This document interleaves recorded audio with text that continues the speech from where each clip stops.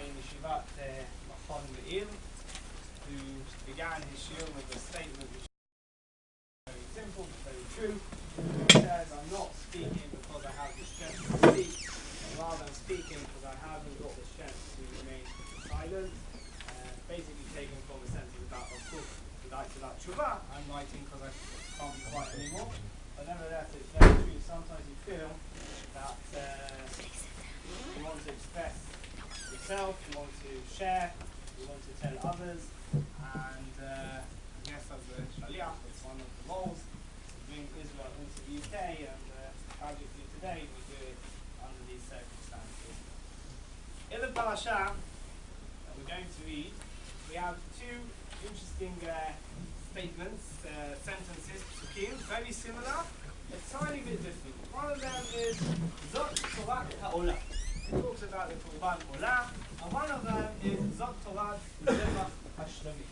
Now there's a few other in the parasha, but I chose these two because it will sharply compare between the two. And it's interesting that there's a tiny difference in Korban Olah that you don't have any other Korbanot, and you don't have any Korban Hashlamim. Zot Torat Ha'olah, it says Hi Ha'olah, which actually, this idea of the Yerushalmi, which I'm going to say, if you take the literal translation from the Chumashim here, it won't make any sense. It's one of the reasons that translating sort of loses what it's saying. But the Yerushalmi understands it to say, Zot Torat Ha'olah, Hi Ha'olah, this is the Olah that we all know. This is the Olah that we're familiar with. Now we're going to tell you something about Olah. You know what Olah is, we just want to tell you a few things about Olah. Afterwards in the parasha, then it's Zot Torat Zevach Hashlamim. Wow, here's a new idea. We want to introduce this new idea to you. You've never heard about it before, and this is what the Torah has to say about this idea. So that's all very nice, but probably also quite meaningless to many, since we don't really have a full understanding and full appreciation of Korbanot.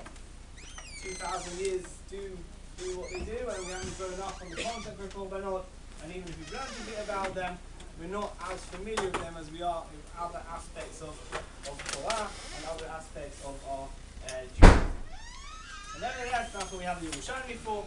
And Yerushalmi tells us that the difference between the two is that the Olah is something that burns fully on the Mizbeach. When the person comes and gives a Korban Olah, the whole animal as is, we burn it on the Mizbeach. And the Shlamim is something very unique. In fact, one of the reasons given for the fact that it's called Shlamim is because of everyone gains from the Shlamim. Everyone has a part in the Shlamim. The Shlamim goes on the altar, goes on the Mizbeach, and is given Korban L'Hashem. But part of it goes to the Kohanim, and we know the Kohanim eat a lot on the Korban. But also part of it goes to the person that brought the sacrifice. You've got three parties here, united, coming together, forming Shalom, forming the unity, the Shalom, and that's why it's called Korban Shalom. And Korban Olah is, goes, as we said, completely perfect. And Moshe Chochmah points out an interesting point here, is that, what's the difference? Why did we always know about Olah, and we never knew about Shlamim? Why was Olah this new idea introduced to us? And the Shlamim is something that, the Shlamim, new idea introduced to us, and Olah, we were always familiar with. And that's exactly the point. It's very easy when you believe in God, and when you want to serve Hashem, to have this absolute attitude. It's very easy to say, I'm going to give a sacrifice to Hashem. The whole sacrifice is going to go to Hashem. To grasp, to understand that a sacrifice to Hashem, part of it will go to the Kohen. It's an effort. I can do that. The Kohen is man of God in this in the Bet HaMikdash. Somehow I can manage it. But to grasp that the Korban that I give, part of it will go to me, and that doesn't take away from the Korban. But that's part of what the Korban is. That's something that's a bit more difficult to identify. And I think that takes us a step further, and it takes us to a place that says that, yes, we can identify loftiness, spirituality in the Bet Knesset. We can identify it in the Bet Midrash. We can definitely identify it in the Bet HaMikdash. But can we identify it in our everyday life? Can we identify Kadosh Baruch Hu in our everyday life? Can we identify Him in regular things? Can we identify Him in deeds, in acts, in areas that you wouldn't think Kadosh Baruch Hu is there? Can you see Hashem? Can you look at something and say, I can see Hashem here? Or is it disconnected? And it's very easy, and the more general attitude of religions is to separate the two. God is God, and that's very godly and nice, and that's where we'll find Him in you don't want to specify their houses of worship. We'll find Him there. We won't find Him outside. Outside it's earthly, it's distant from Hashem, it's something, or from God, it's something completely different. And Judaism says no. We find Hashem in our lives. We can sanctify our lives if we choose to. We can choose to live a life which is Kodesh LaHashem. We don't have to have just the element of Korban which fully goes to Hashem. We can actually find Hashem in our very own lives.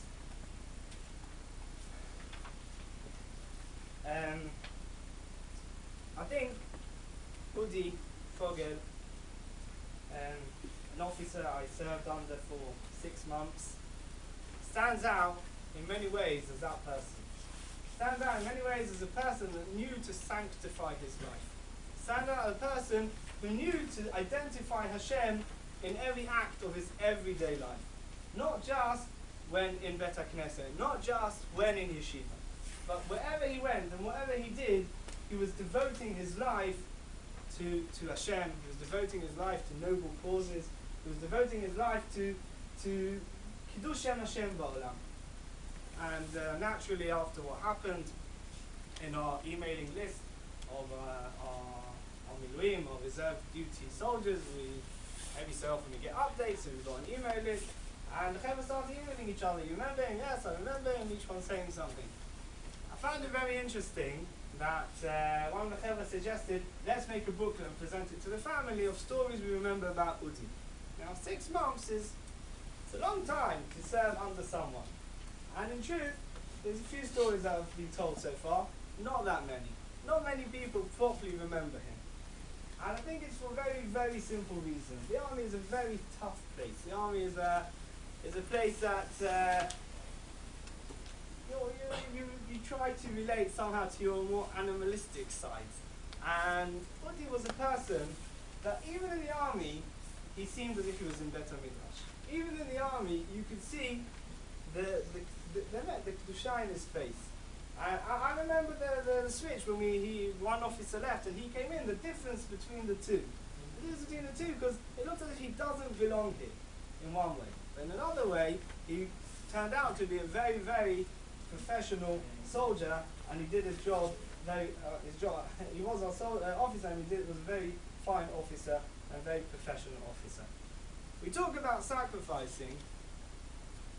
I must have been 19 at the time. He was probably 23, and he was already married. And a couple of couples around here, you know, more than a couple. You know that being married is about being together every day. Being married is about developing your relationship daily. You're not allowed to go to the army for the first year of marriage in Am Yisrael, in Eretz Yisrael, because you have to develop that relationship. And yet, that privilege doesn't exist today. We don't follow that particular mitzvah in Israel today. And he was married and he was in the army. And when you're married in the army, it's a huge sacrifice. It's a huge sacrifice. I know probably most of you that have friends in Israel, they've all been in Kravi, in fighting units, and you take it for granted that obviously Israelis go to fighting units. Probably 90% of the soldiers aren't in fighting units, and probably 20 to 30% of citizens of Israel manage to avoid going to the army, not only the ultra-Orthodox. So to have someone that goes to the army, goes to a fighting unit, and he's married, and he goes to be an officer, and he dedicates more time of his life, literally adds 1 or 2 years in the army, and away from home, gets to go home every other weekend, or more than that, every third weekend. I remember a couple of times when his wife came up to the base in the Golan Heights to be with us. That's a tremendous sacrifice.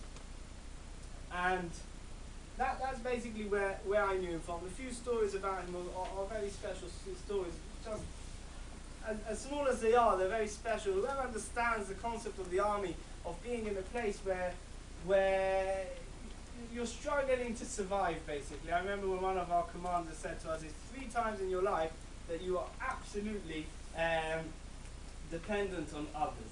When you're a baby, when you're an old man, and when you're in basic training. Those are the 3 times in life you're fully dependent. Now, it could be a bit funny if we weren't here in such an atmosphere, but when we heard it then, it wasn't that funny. It was actually scary to hear that. And that's the attitude in the army. And Udi stood out as someone that he wasn't there in scaring us in anything, so he wasn't trying to bully anyone. He was just there doing his job, getting us to be more professional soldiers, and that's it. And the stories about him were like that. In the army, you're not allowed to call the commander by his name. The first stages of the army, you're not allowed to call the commander by his name. You're not allowed to do anything by yourself. You're running, and suddenly you feel tired, weak. You can't just stop. You have to ask for permission to stop. You have to ask permission to go to the toilet. You have to ask permission for everything.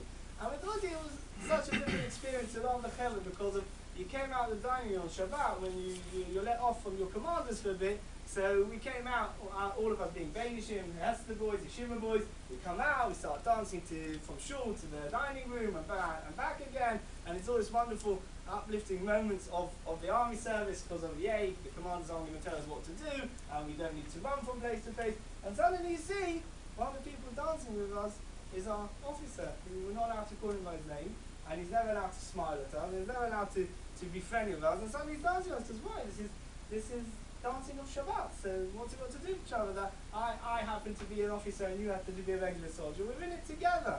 When it's soldier stuff, okay, I'm the officer and you're not. But here we're in it together. I must admit it was very special because I also later had 4 months with an officer who actually learnt in my yeshiva and was 2 years older than me. And I didn't remember him, but a lot of the Chevra did remember him. And in the yeshiva they would joke around, and suddenly here he wouldn't even talk to them.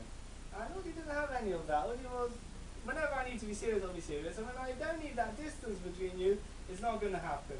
One of the Chevra pointed out how he remembers one Shabbat, he gathered us all in the afternoon. Everyone was shocked, gathering us on Shabbat, what's supposed to happen? It's our day off from the Mefakadim, from the officers, from the commanders. And he gathered us all, and once we were all there and seated, he opens the sefer and gives us a shiur. And I know you all think the army today is like David HaMelech's army. It's not there yet, and that's not exactly what usually happens in the army. Your commander doesn't usually give you a shiur, and even if he's capable of doing it, which he normally isn't, he's not going to do it in the army, and that's definitely where he stands out. This next video, I want to show you, is